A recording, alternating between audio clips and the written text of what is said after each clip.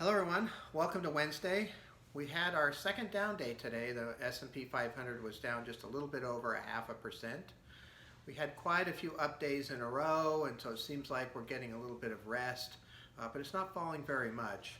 And what's important about this day, again, just like yesterday, so when the market was really going up, all of a sudden we started to see these industries like energy and financials and industrials that had been pushed down a lot in the downturn really going up. And now we've had two down days, and again, same thing, energy at the bottom, financials at next, and the industrials are next. So there's 11 categories that we divide the S&P 500 up into.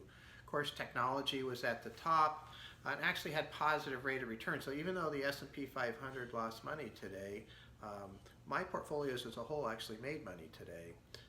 And Microsoft was up 3.7%, Apple was up 2.6%, and so what we are seeing is in those down days, the market is rotating back to those things that did well when the market fell before. I think it's very important to have that focus. I'm not a big believer in making big shifts in the portfolio. I like to pretend like it's a baseball situation where I've got 9 players to deploy, and if the data says the batter's going to the right, I want to be able to shift slightly to the right. I don't want to move everybody to the right because we don't really know where the ball's going to go. Could go left.